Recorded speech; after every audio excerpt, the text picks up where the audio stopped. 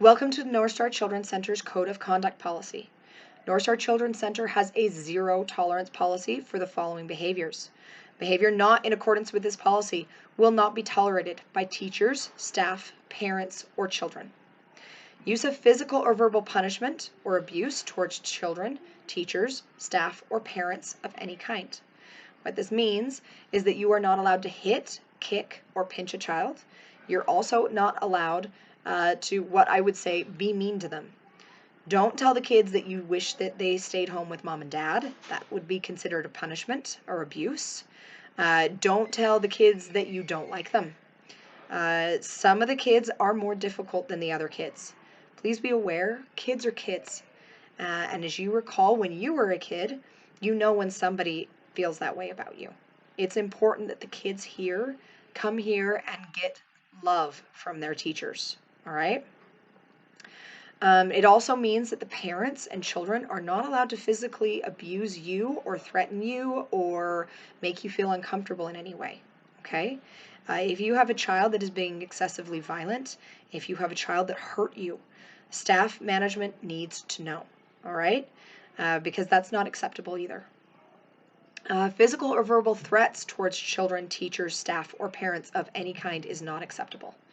What this means is there's a few things at the center that you are not allowed to take from the kids. You are not allowed to threaten to take away food, bathroom, liquids, or sleep from the children, all right? These are physical necessities. They are not something that we withhold from the kids in any way. That being said, possible punishment for a child is removing a favorite toy, telling them that they won't be receiving water day or outside time. Those things are privileges. They're not rights like the others.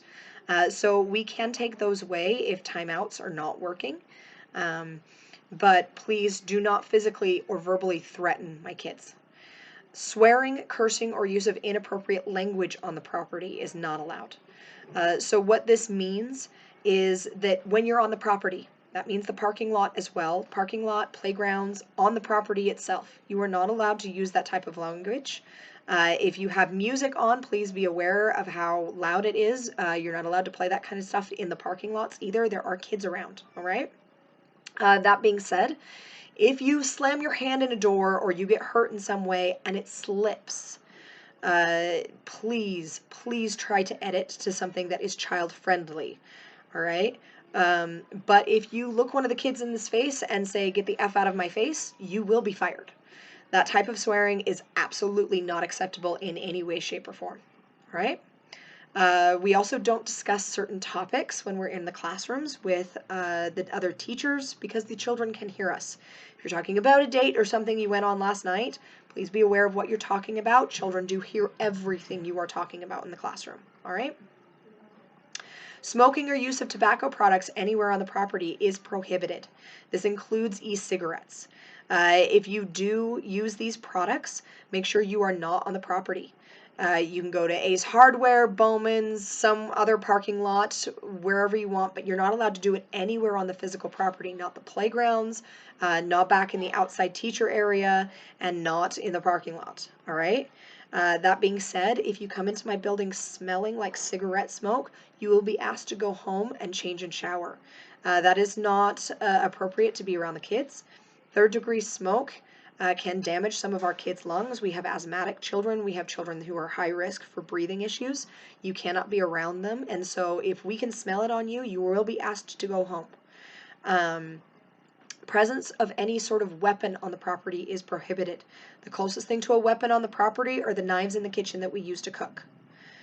Quarreling or excessive arguing between staff, teachers, or parents. Please always remember children are present and it is imperative that they feel safe at our center. This means that if you're having a problem with one of the teachers in your room, you need to excuse yourself, ask for a bathroom break, or something like that. We don't argue with the other teachers in our classrooms. If you're having a personality issue with another teacher in your classroom, you need to bring this up to management. It's not that you're being a tattletale. It's not that somebody is evil and somebody is good. So it's imperative that the kids feel safe here. It's really, really important that we're not arguing in front of the kids. All right. So if you do have a personal problem, you don't even have to tell me that it's a problem between you guys.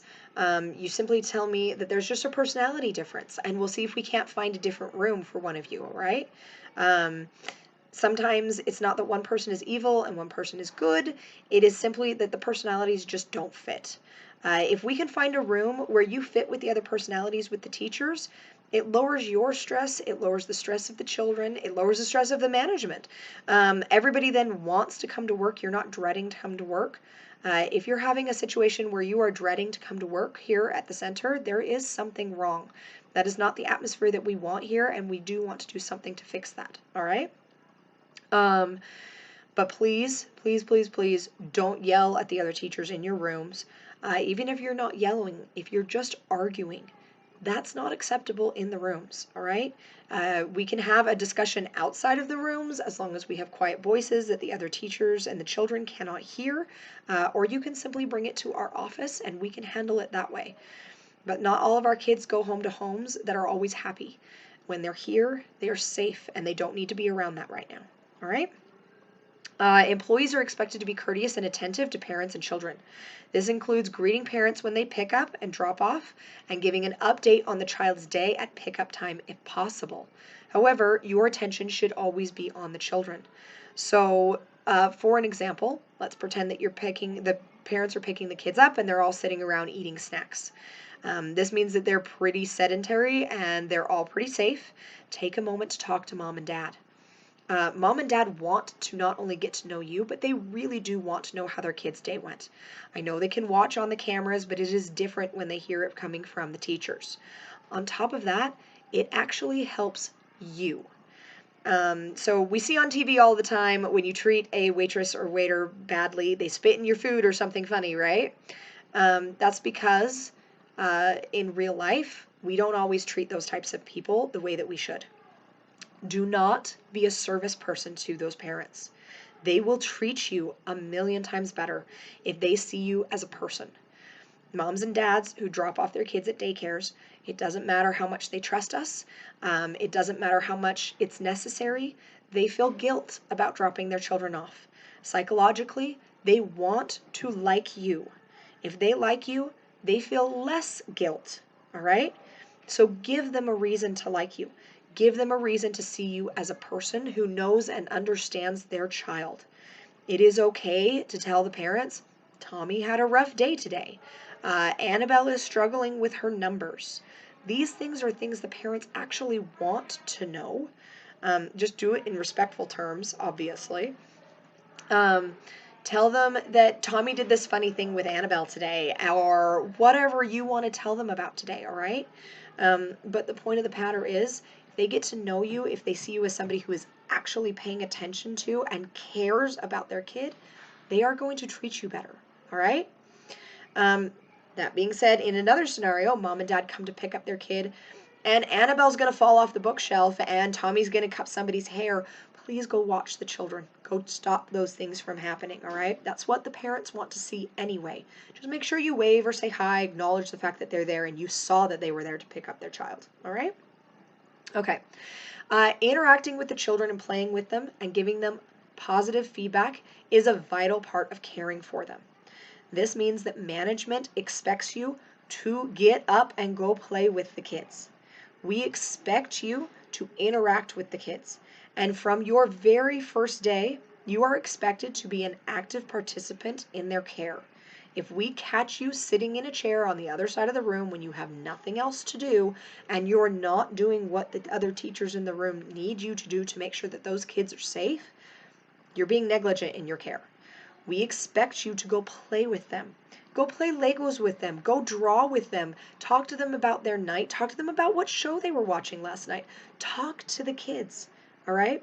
The kids will treat you better if you're a person to them, all right? But do keep in mind, we expect you to interact with them. We expect you to discipline them. We expect you to change their diapers and to be an active participant in the room.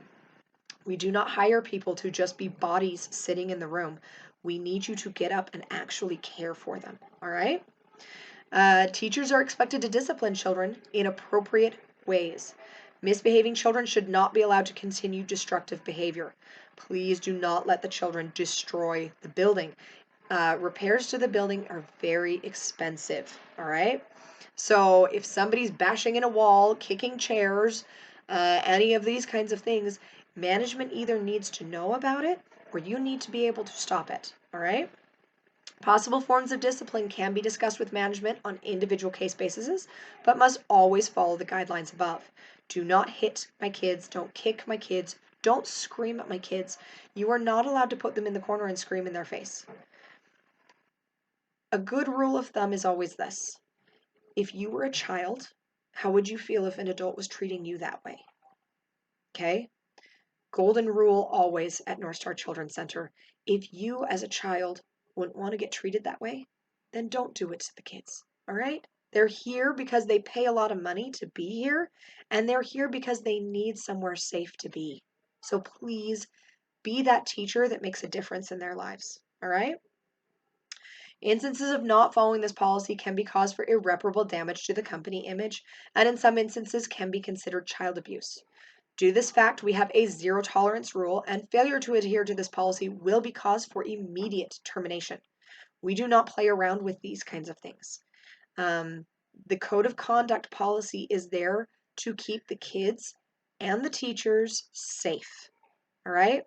If you don't want somebody treating you that way, if you don't want their parents coming and treating you that way, then do not treat my children that way. All right? If you have any questions regarding this policy is extremely serious. So if you have any questions, please write them down now. We will go over them. We want to make sure that you understand this policy completely and have absolutely no doubt as to what it means. All right? That being said, take a moment to read through the policy and sign it once you do feel like you understand it. We will collect it from you, all right? Thank you very much.